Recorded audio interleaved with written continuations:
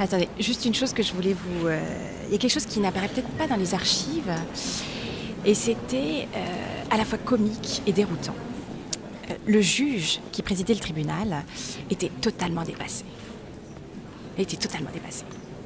Il sentait qu'il se passait des choses qui pouvaient lui coûter gros sur le plan de sa carrière s'il ne se conduisait pas très bien.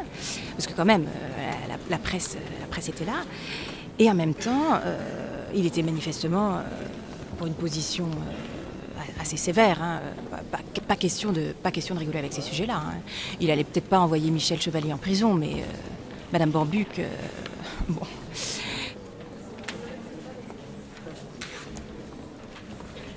Madame Servan-Schreiber a publié en avril 1972 un document extrêmement important, à 1 million d'exemplaires, où elle a expliqué pourquoi elle avait avorté.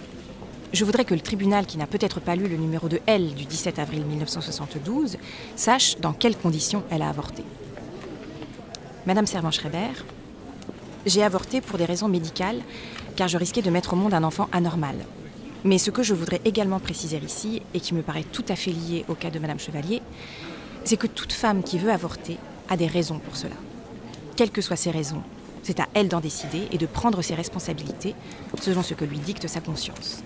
Et ça, bon, c'est pas central à l'affaire de Bobigny.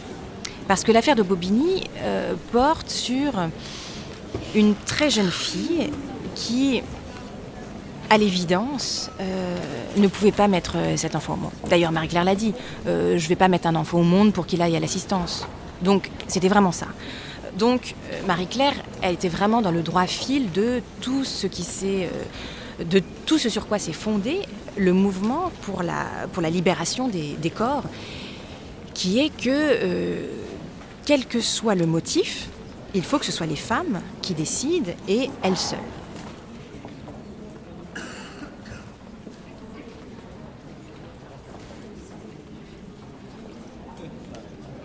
Il y avait un médecin et une militante du MLAC et on allait comme ça chez les gens faire des avortements et puis on organisait aussi des départs en Angleterre parce que l'Angleterre avait une autre attitude, hein, comme vous le savez, et donc c'était près du Jardin des Plantes. Là il y avait un rendez-vous et puis les cars partaient, souvent on partait avec quoi, pour les accompagner, pour l'expliquer, puis pour être présent quoi.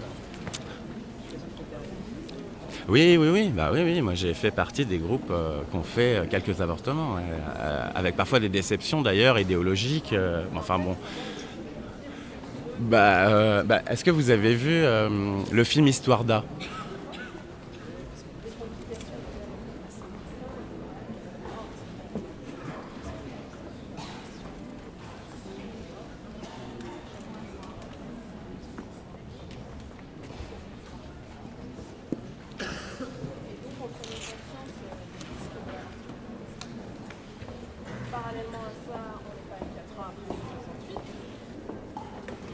Alors, qu'est-ce que vous appelez l'ectogénèse ? Un utérus artificiel, quoi, ouais. Non, parce que vous savez qu'on vient de réaliser, à Foch où je travaille, on vient de réaliser il y a 1 mois la première greffe utérine. Donc c'est encore toute une histoire, quoi, parce qu'il y a des jeunes femmes qui naissent sans utérus. Alors, l'ectogénèse, c'est-à-dire vraiment l'utérus artificiel, pour moi, c'est pas une réalité. Enfin, c'est même pas souhaitable parce que je pense que dans la gestation, il y a, si vous voulez, un lien qui se crée avec la femme, pas uniquement son corps, hein, mais tout ce qu'elle ressent, tout ce qu'elle vit. Il y avait une journaliste et donc bon voilà, chacun fait son topo qui était clairement pour dire que l'ectogénèse, bon c'était pas envisageable, c'était pas souhaitable. Puis à un moment donné, la journaliste dit, il y avait beaucoup de femmes, et elle dit, qui est-ce qui serait pour l'ectogénèse ? Et là, on voit une forêt de mains se lever. Et alors, on était sidérés parce qu'on venait de faire un truc complètement... Enfin, rien n'était passé, quoi.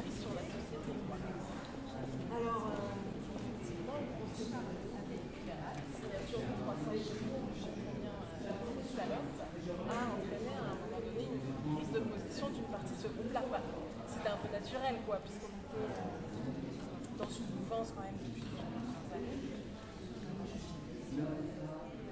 Donc on arrive en fait dans les années 70 à un nœud. Et j'insiste là-dessus parce qu'en fait c'est mon interprétation de cette conquête qu'est le droit à l'avortement, qui est vraiment pour moi une rupture de nature anthropologique, quoi. C'est pas simplement, enfin c'est bien évidemment la possibilité donnée aux femmes de maîtriser leur corps procréateur, mais ce qu'il y a derrière ça, c'est vraiment une rupture. Cette conquête, ces combats des années 70 vont permettre la véritable entrée dans la modernité démocratique. Ces deux horizons, liberté et égalité, en fait, c'est deux horizons qui sont vraiment intimement mêlés. Et il y a une sorte de fonctionnement circulaire voilà, certaines conquêtes, par exemple celle de cette conquête-là du droit à l'avortement, sur le plan, comme ça s'est appelé, sur le plan de la libération des femmes, ça produit quelque chose de très puissant dans un autre registre qui est le registre de l'égalité. C'est-à-dire ça transforme les femmes en sujet de droit.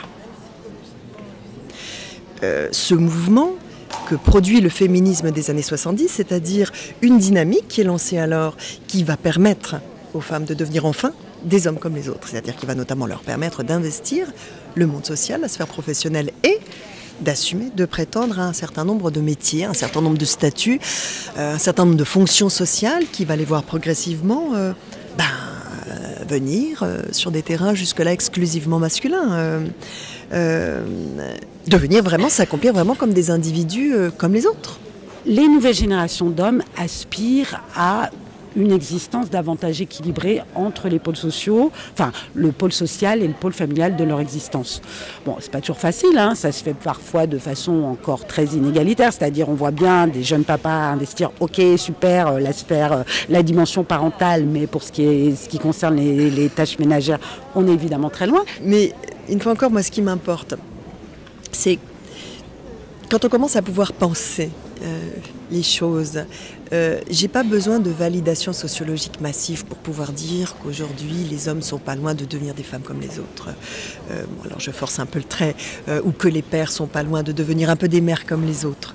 Peu à peu, progressivement, conquête après conquête, recule, puis marche en avant, voilà, les unes après les autres, les conditions féminines et masculines dans la sphère occidentale, bien évidemment, et seulement dans la sphère occidentale, s'homogénéisent progressivement. Le droit à l'avortement, ça peut paraître fou de le dire comme ça de façon si ramassée, mais le droit à l'avortement, je pourrais dire, c'est le socle de nos régimes démocratiques.